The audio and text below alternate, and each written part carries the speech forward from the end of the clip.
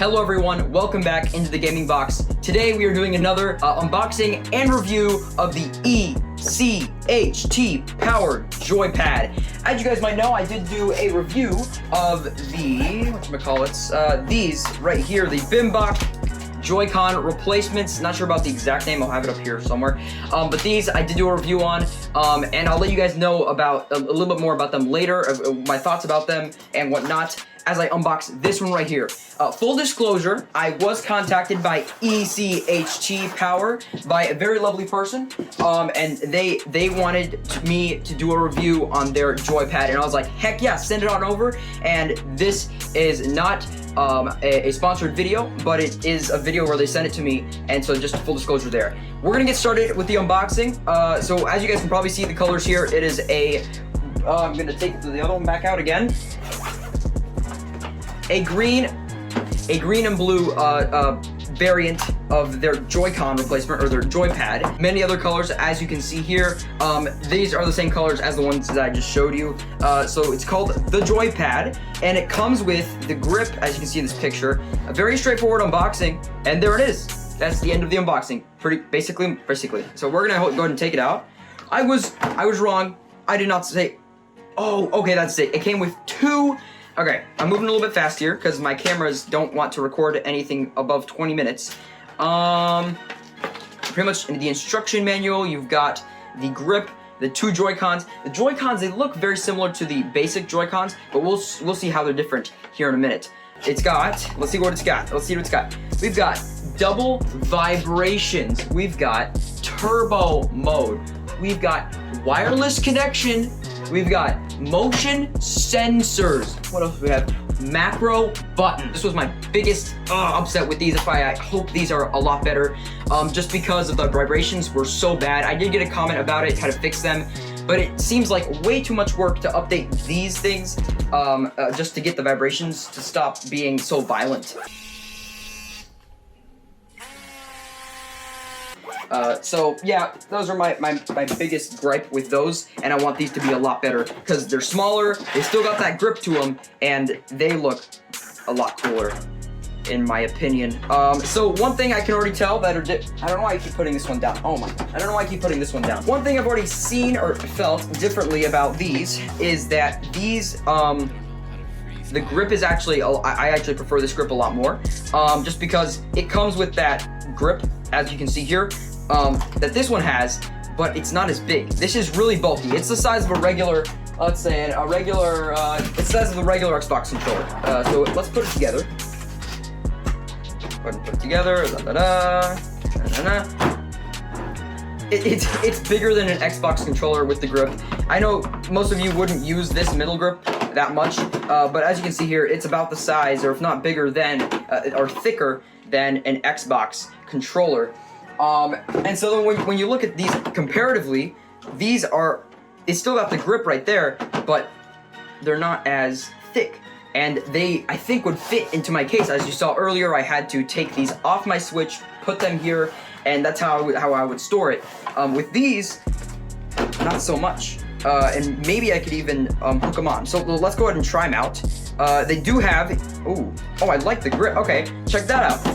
It's a little bit gamery, as you can see. It's got that like gamer vibes to it, unlike other ones I've seen. But I actually like it. It actually gives it a better handling, just because here you've just got the straight grip. Here you've just got it just linear. It just goes straight across. Here you've got a little bit of a curvature to where it fits into your palms a lot nicer. It is smaller. I've already been getting used to the bigger size of this one, so this is gonna be a little bit of a learning curve just for like playing games and stuff, but it really, as with a new controller, usually it's not gonna be that bad. So let's just go ahead and take these off and check out this charger cord. This charging cord, actually, I saw it and I was like, ooh, okay, I see what you're doing. This is pretty cool. This is a double, okay, this I'm gonna have to use for some other stuff too, because this is pretty sick. It's one cable, check that out, one cable, but it's got two, and I repeat myself, it's got two USB Type-C ends, which is pretty awesome. And why that is because it has two USB Type-C chargers on the back right here. So we'll go ahead and plug those in. I'm just doing it for just to show you guys how that works, because I don't have it plugged in anywhere, but check that out. I mean, if you wanted to use it just like this, no, that's not ideal. You get my point. That's pretty cool. On the side, you obviously have your little buttons that you have on the back to play the games like this. I don't know who plays games like this, just like regularly if they don't have to. We got ourselves some Joy-Cons. So these things I've been throwing around a lot because they have horrible Joy-Con drift. And that was probably one of the reasons that I showed you guys why I don't want to use these anymore, why I want to get a replacement, is because these have horrible drift. Here's my Switch. Let's go ahead and put the original Joy-Cons on first. I'm gonna turn the volume up because I love this.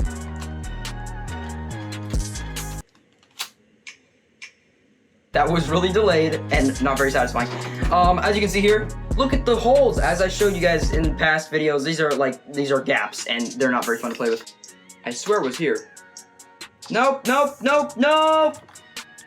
No, what have I done? It's updating controllers. Why? Long story short, I couldn't find the way that you can like check out how these things roll, literally. Anyways, you get the point. These things have Joy-Con drift. All right, let's go ahead and check these things out. These are the Binbach ones. A lot faster. So yeah, obviously a lot bigger. Can't really fit inside my case here. And, you know, it's not a big deal, but it wasn't a big deal until I saw these. And that's what we're about to check out. And one thing, obviously, as you can probably tell, no RGB. But did you really think you needed RGB until you saw the RGB here? It's not a deal breaker. It really isn't, and it shouldn't be really, unless RGB is really, really important to you for some reason. So just turn these off.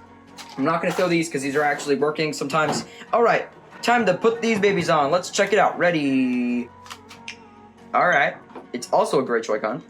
That's interesting. Alrighty, there we are. Oh my gosh, it doesn't feel uncomfortable to hold. Like, obviously here, for my palms, it's not very uncomfortable, you know, but then once it gets to the point of like trying to hold it and like in the spot, up, or anything like that, it literally just feels like a regular, I shouldn't have thrown these.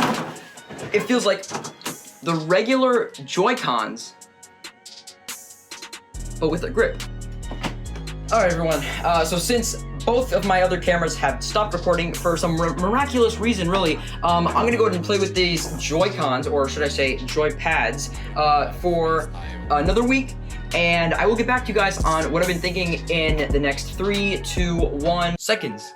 So, as you guys could tell from my initial impressions, it looks like I was pretty impressed with the Joypad. But the thing is, I can't say that for my entire experience. When I first started playing Super Mario 64, I could not get used to the camera. For starters, Super Mario 64's camera is insanely half-baked. There's a good reason for it. It was one of the first 3D games, period. But it didn't help that the joystick, for the right joystick that you use to move the camera around, was too tall. On the Binbox, it's a little bit different because, I mean, it's so big and it's so wide, so you can easily touch it, and it's also a lot shorter. So I do like the taller sticks, but not for the bottom right, for these 3D types of games. They feel like normal joysticks.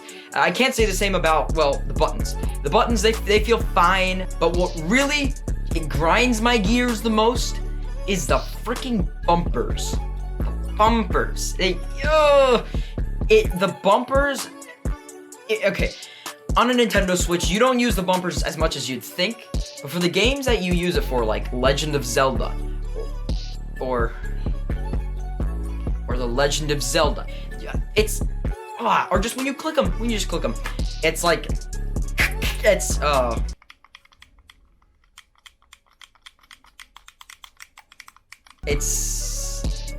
good. It's not pretty.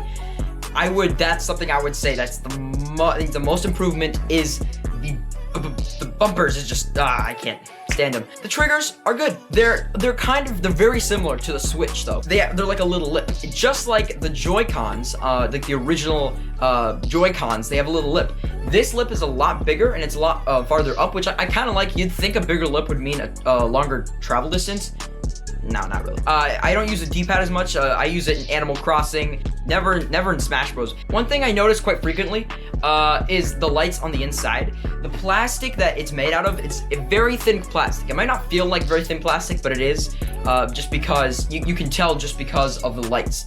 Now, it doesn't have RGB, but the lights that tell you what it's connected to or what player it's on, it actually bleeds through the actual plastic. So not just through the lights on the side of the Joypad, but like through the plastic. Now, the cable it came with was kind of cool. I do like the cable with the two ends. I'll have to use that for something else. It's one straight cable to a USB-A, all the way to the two USB-Cs that pretty much interlock here. It's cool, and you just connect them on either side, and you have yourself the charging. But it also charges right on the dock, which is a lifesaver, because that alone would I'd just be done with it, because that's ridiculous. That'd be ridiculous. One of the things they have marketed on their box is wireless connection. Does the wireless connection work well? Yes, they're a pair of third-party Joy-Cons. They work well. Now, one thing it says on the box is motion sensor. What does motion sensor mean? Does that just mean it has like, it can sense when you're moving it? But I think that's what motion sensor means. Just means it knows when you're moving it, and it does something on the screen. The macro button, I already knew what it did. It pretty much it records a preset set of button presses. And see, I thought it would also be, well, joystick movements, but it's only button presses. It's mainly for fighting games that you would use the D-pad for, and that's why it's button presses. So if you use joystick for a fighting game, you're gonna have no luck there. But if it's just a certain combination of button presses for, like, let's say Mortal Kombat, if you're playing Mortal Kombat on your Switch for some reason, because I know Mortal Kombat has a lot of combos, as well as Super Smash Bros. You literally just go into a random game, you preset your combo, and all you have to do to initialize that combo that would have took you a few seconds to initiate, you just click the macro button once, and there it goes, all on its own. So even if you do use a joystick, it's just one button press for a series of presses, which is pretty cool. I know every question at the end of a review. Should you buy it? Yes and no. I mean, obviously, if your Joy-Cons aren't working properly, if they have Joy-Con drift and you have no way to fix it, if you've opened them, try to replace parts, if you try to like put some alcohol in where the sensor is, and you have no luck with that, and you're just looking for a new third-party Joy-Con replacement, so without having to spend out $70 on a new set of Joy-Cons, these are going to be a great option, along with the BIM box, along with, you know, any other type of replacement like this, like the Horis. Now, if you are looking for a better price point, I mean, this has a matte finish. It has some great, like, macro inclusions, turbo inclusions, if you're all about those macros and turbos. And just overall, I mean, it's able to fit in, I think, most cases, because it's not that much thicker than a normal Joy-Con. And they've got this Animal Crossing color coordination, as well as the regular and the black.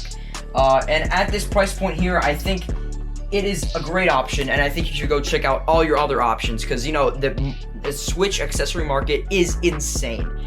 So it really takes like the wind out of you trying to find, like, you just look up Switch accessories, boom, you're looking through hours and hours of listings. So I hope you guys like this video. I hope it helped out with trying to find a new replacement. And if you guys want to check out my other video where I looked at the BIM box, you can check that out right here. Alright everyone, that concludes our video. I hope that helped you guys out trying to find your new Joy-Con replacements. If you guys want to check these out specifically, there will be an Amazon and an ECHT Power link in the description below. And for you guys watching this video right now, when you go to click those links in the description below, there's this discount code right here that you can use at the checkout to get 10% off of this Joy-Con replacement, the Joypad from ECHT Power. I'd like to thank ECHT Power for sending these things over for me to make this awesome video. If you guys like this video, you can click that thumbs up. If you didn't, you know what to do. Other than that, if you guys are subscribed, make sure to click that notification bell, because a lot of you guys aren't clicking that notification bell. So you're missing out on quite a bit of content that comes out every month or so. So I hope you guys go ahead and click that notification bell.